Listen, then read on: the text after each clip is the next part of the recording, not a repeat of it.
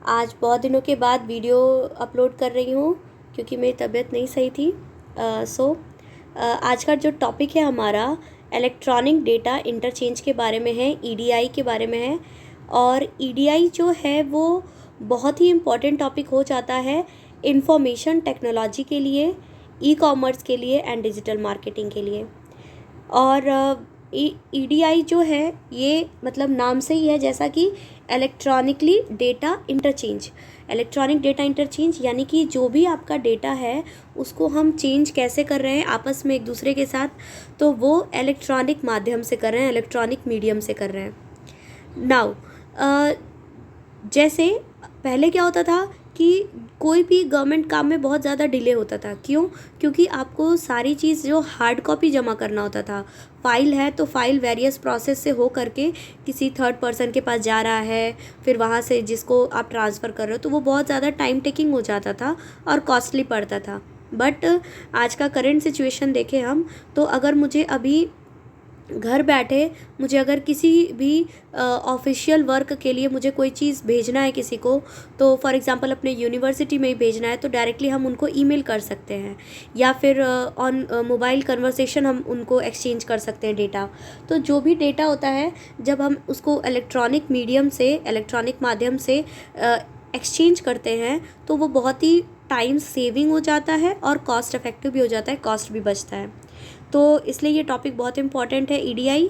और ईडीआई क्या है? तो ये एक इलेक्ट्रॉनिक वे है, एक इलेक्ट्रॉनिक तरीका है जिसमें आप बिजनेस डॉक्यूमेंट को ट्रांसफ़र करते हो ऑर्गेनाइजेशन से दूसरे डिपार्टमेंट, या फिर एक्सटर्नली अगर बात करें तो सप्लायर, कस्टमर या कोई भी पर्सन जो भी आपके बारे में इंफॉर्मेशन लेना चाहता है, आपके कंपनी के बारे में, आपके ऑर्गेनाइजेशन के बारे में इंफॉर्मेशन लेना चाहता है।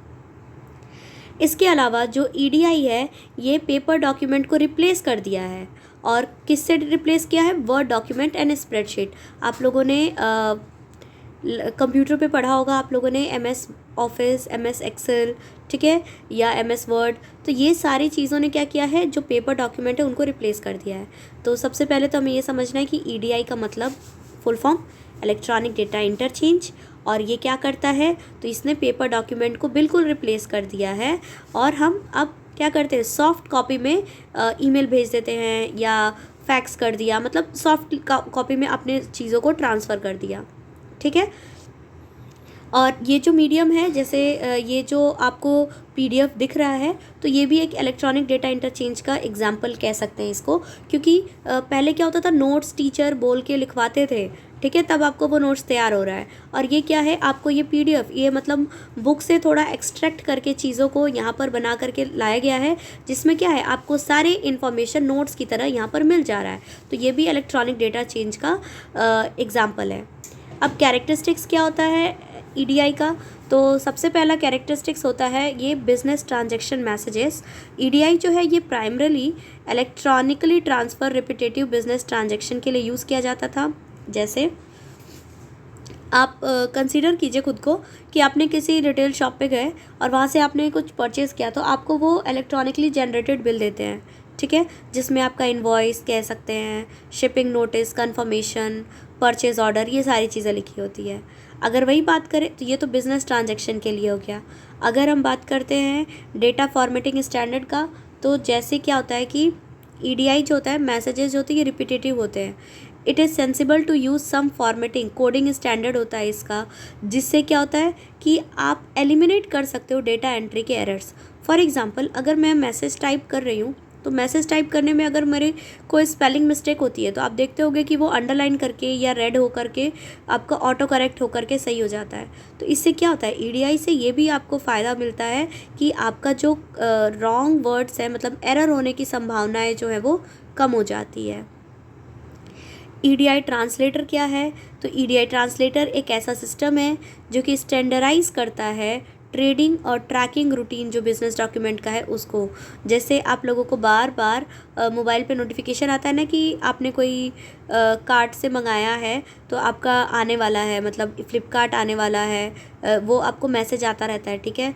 तो बार बार वो क्या करता है, वो आपको एक ट्रैकिंग बताता रहता है कि मतलब अगर आप घर पे अवेलेबल नहीं हो तो आप उस टाइम पे घर पे अवेलेबल रहो, ये सारी चीज़ें आप कर सकते हो उसके हिसाब से। ईडीआई ट्रांसलेट करता है इन डॉक्यूमेंट्स को ऐसे लैंग्वेजेस में जो कि ग्लोबली अंडरस्टूड हो, यानी कि पूरे दुनिया में सभी लोग उस चीज़ को समझ सकें, और टेलीकम्युनिकेशन लिंक को इफेक्टिव बनाता है EDI. The next topic is steps in an EDI system. EDI system का स्टेप क्या है? तो यहाँ पर एक डायग्राम से समझ सकते हैं आप कि देखिए पहले क्या था। अगर डायग्राम की बात करें तो यहाँ पर बायर है और लास्ट वाला भी बायर है, ठीक है, इनवॉइस के साथ।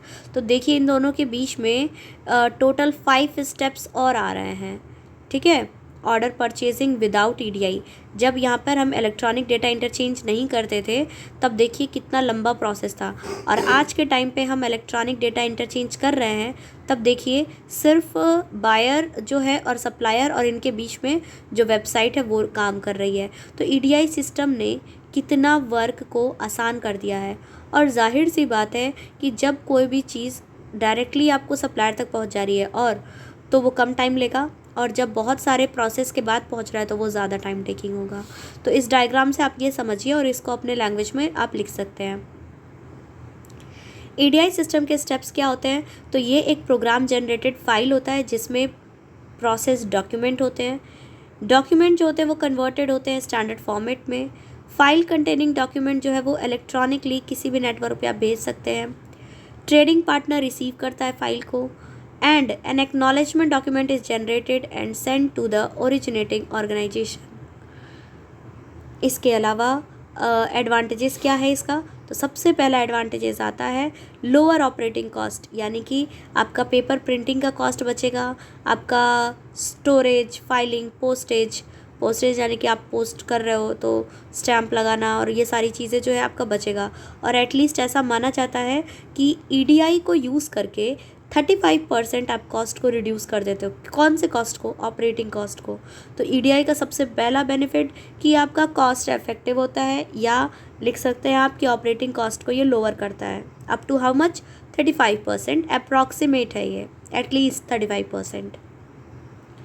इम्प्रूव बिजनेस साइकिल स्पीड, और मैंने बताया स्पीड इससे इंक्रीज़ होती है यानी टाइम इफेक्टिव है। तो यानी कि जो ईडीआई है, ईडीआई की वजह से जो बिज़नेस साइकिल है वो अप टू 61% या 60% तक आप मान सकते हैं कि इसकी टाइम एफिशिएंसी है, ठीक है। इसके अलावा बिज़नेस एफिशिएंसी इंक्रीज़ होती है, यस, क्योंकि ह्यूमन एरर जो है वो मिनिमाइज़ हो जाता है ना। और ह्यूमन एरर जब मिनिमाइज़ हो जाएगा तो आपका जो एफिशिएंसी है बिज़नेस की वो बहुत अच्छी तरीके से रहेगी। ट्रांजैक्शन सिक्योरिटी इन्हेंस होता है। अब इसमें आप कम्युनिकेशन के बहुत सारे प्रोटोकॉल्स को फॉलो करते हैं, बहुत सारे सिक्योरिटी स्टैंडर्ड्स को फॉलो करते हैं, इसलिए ये ट्रांजैक्शन का जो आपने, मान लीजिए मैंने किसी को मेल फॉरवर्ड किया तो वो मेल मैंने जिसको लिखा है सिर्फ उसी को तो जा रहा है ना, मतलब और कहीं तो नहीं जा रहा। लेकिन पहले क्या होता था, करप्शन ज़्यादा होता था। क्यों? क्योंकि फ़ाइल को चेंज करने में ही कोई फ़ाइल को मैनिपुलेट कर देगा। हो सकता है उस डॉक्यूमेंट वाले फ़ाइल में से एक पेज कोई निकाल ले या फिर एक पेज ऐड ऑन कर दे एक्स्ट्रा, ठीक है। लेकिन ईमेल पे तो मैंने एक बार अगर 2 पेज का आपको ईमेल भेज दिया तो वो 2 से 3 भी नहीं हो पाएगा और 2 से 1 भी नहीं हो पाएगा, वो 2 ही जाएगा। पेपरलेस एंड एनवायरनमेंट फ्रेंडली है। तो अगर पेपर बचेगा तो पेड़ नहीं काटे जाएंगे तो मतलब पॉल्यूशन नहीं बढ़ेगा, और इन्वायरमेंट फ्रेंडली है। और ये कॉर्पोरेट सोशल रिस्पॉन्सिबिलिटी बनता है, यानी कि हर कंपनी का सोसाइटी के लिए जो रिस्पॉन्सिबिलिटी होता है उसमें एक ही आ जाएगा। तो हमको इसको एकदम याद कर लीजिए कि एडवांटेजेस आपके क्या होते हैं ईडीआई के। ऑपरेटिंग कॉस्ट कम होती है, बिजनेस साइकिल की जो स्पीड है या टाइम जो है वो सेव होता है और स्पीड बढ़ती है, बिज़नेस की एफिशिएंसी इंक्रीज़ हो रही है, ट्रांजैक्शन की सिक्योरिटी इंक्रीज़ हो रही है, और ये पेपरलेस और इन्वायरमेंटल फ्रेंडली है। अब एडवांटेज है तो डिसएडवांटेज भी कुछ होगा। तो डिसएडवांटेज क्या है? सबसे पहला डिसएडवांटेज है कि इनिशियल सेटअप में जो टाइम कंज्यूमिंग है वो ज़्यादा लग रहा है। दैट मीन्स कि आपको देखिए जैसे मान लीजिए मैंने ईमेल किया तो ईमेल तो तुरंत हो गया, बट उसके लिए ईमेल के लिए मुझे फ़ोन तो ख़रीदना पड़ेगा ना, मुझे लैपटॉप तो ख़रीदना पड़ेगा। तो जो उसका इनिशियल सेटअप है तो वो आपका थोड़ा ज़्यादा हो जाएगा, टाइम कंज्यूमिंग हो जाएगा। इन्वेस्टिंग इन सिस्टम प्रोटेक्शन, अब सिस्टम प्रोटेक्शन के लिए भी आपको कंप्यूटर नेटवर्क में हैवी इन्वेस्टमेंट करना होगा, जिसके लिए आपको बहुत सारे, आप देखते हो ना, फायर वॉल लगवाते हैं, या फिर प्रोटेक्शन हमें चाहिए किससे, वायरस से, हैकिंग से, मेलवेयर से। तो इन सब चीज़ों में भी आपके थोड़े बहुत पैसे खर्च हो जाएंगे। फिर है robust data backup of system, यानी कि मेंटेनेंस जो है रोबोट, यानी कि आपका जो ये सिस्टम जो है क्रैश भी हो सकता है। कई बार क्या होता है कि हमारा मोबाइल जो है वो डेटा सारा ख़त्म हो जाता है। पहले के ज़माने में क्या होता था, आप एक एग्ज़ाम्पल, छोटा सा एग्ज़ाम्पल लीजिए फ़ोटोज़ का। पहले के ज़माने में कम फ़ोटोज़ खींचते थे लोग, लेकिन स्टिल उसको प्रिंट करके रखते थे। सबके पास घरों में एल्बम्स होंगे। जब से मोबाइल हो गया, हमारे पास स्टोरेज कैपेसिटी बढ़ गई डिवाइस, तो हम अब फ़ोटोज़ को प्रिंट आउट नहीं कराते, हमारे पास सॉफ्ट कॉपी में ही पड़ा रहता है। लेकिन बहुत ज़्यादा दुख होता है, तकलीफ़ होता है कब, जब हमारा पूरा डेटा जो होता है वैनिश हो जाता है, ख़त्म हो जाता है। तो फिर अफसोस होता है कि काश हमने वो फ़ोटो को प्रिंट आउट करवा के रख लिया होता। या बहुत सारे जो कभी कभी डॉक्यूमेंट्स होते हैं ना बहुत यूज़फुल, वो भी डिलीट हो जाते हैं। तो वही चीज़ लिखा है यहाँ पे कि आपका जो बैकअप सिस्टम है वो भी क्रैश हो सकता है। फिर ओपन टू लिमिटेड ट्रेडर्स, अब इसमें क्या है, बहुत ज़्यादा हैवी हाई वॉल्यूम हो, लार्ज ट्रेडिंग पार्टनर्स हो, तभी इस इन्वेस्टमेंट को अफोर्ड कर सकते हैं। अदरवाइज़ छोटे मोटे बिजनेस के लिए ये थोड़ा कॉस्टली पड़ता है। Sorry, use is not easy as a system. EDI is not easy to learn, use and implement. अब अगर आपको EDI यूज़ करना है तो उसके लिए क्या करना होगा, हमें EDI को यूज़ करने के लिए हमें पढ़े लिखे लोगों की ज़रूरत पड़ेगी, जो लोग कंप्यूटर सिस्टम को चला सके उनकी ज़रूरत पड़ेगी। ठीक है।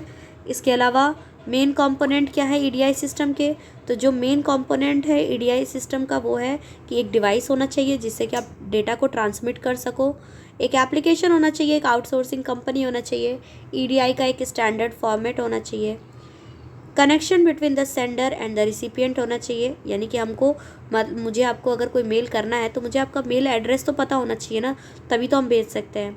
एंड यूज़र होना चाहिए सेंड करने के लिए और रिसीव डेटा करने के लिए, यानी मैं अगर सेंडर हूँ तो कोई डेटा को भी रिसीव करने वाला होना चाहिए। तो यहाँ पे 2 पार्टीज़ जो हैं वो इन्वॉल्व होंगे। तो ये हो गया आपका EDI सिस्टम से रिलेटेड सभी टॉपिक, मतलब EDI पूरा कंप्लीट हो गया। और आप इसको और दोबारा वीडियो देख करके दोबारा आप इसको कंप्लीट कर सकते हैं।